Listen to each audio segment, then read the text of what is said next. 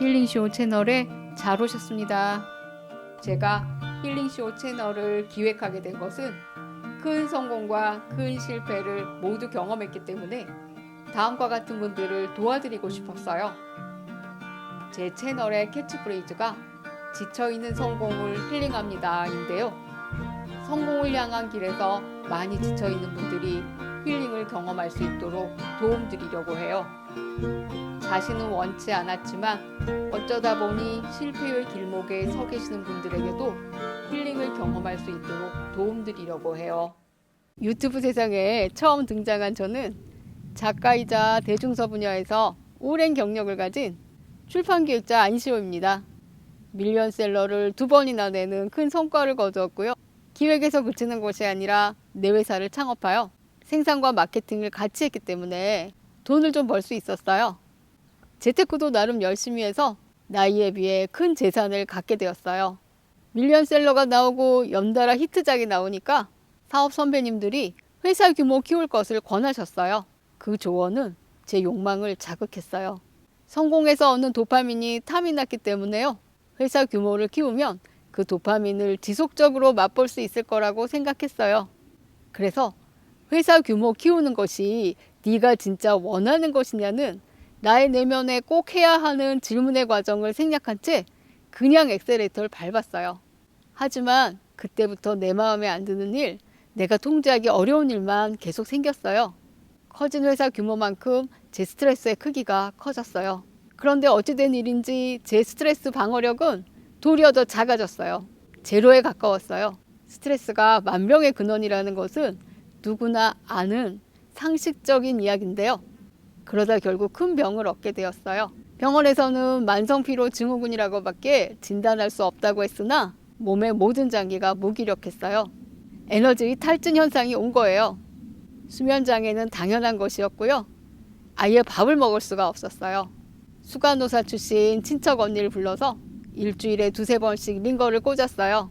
생명줄은 붙어 있었으나 살아있는 게 아니었어요. 그러는 동안 회사는 적자 운영으로 돌아가고 있었어요. 가지고 있던 부동산 자산을 담보로 1금융권과 2금융권에서 자금을 빌려 적자를 메꾸면서 지냈어요.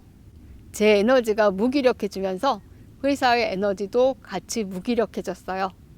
회사 규모가 커졌기 때문에 한 달에 1억씩 적자가 나도 1년이면 12억 적자였는데 평균 한 달에 2억씩 적자가 나고 있었어요. 끝이 빤히 보이는 게임이었어요.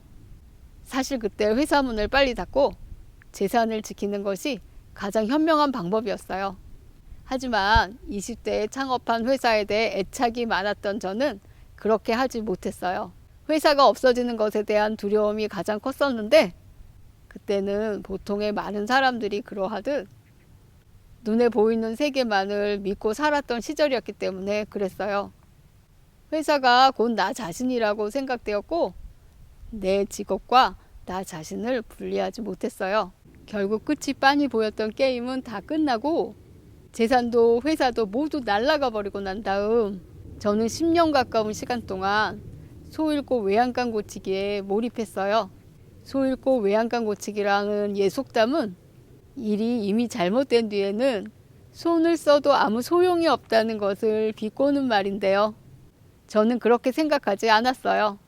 새로운 소를 다시 데리고 오겠다는 의지가 있었기 때문에 이번에 외양간을 제대로 손보지 않으면 그 소도 금세 다시 잃어버릴 거라고 생각했어요. 그런데 문제는 이 외양간 고치는 기술이나 그 과정이 간단하지 않았어요. 방법을 아는 사람도 없었고요. 어느 책에도 나와 있지 않았어요.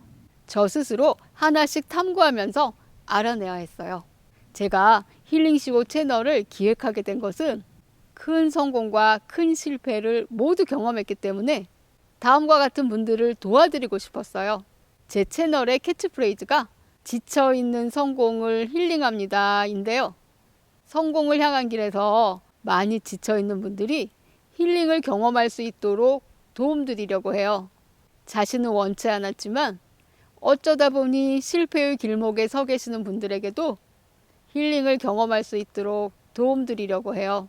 우리는 누구나 지속적으로 힐링이 필요한데요.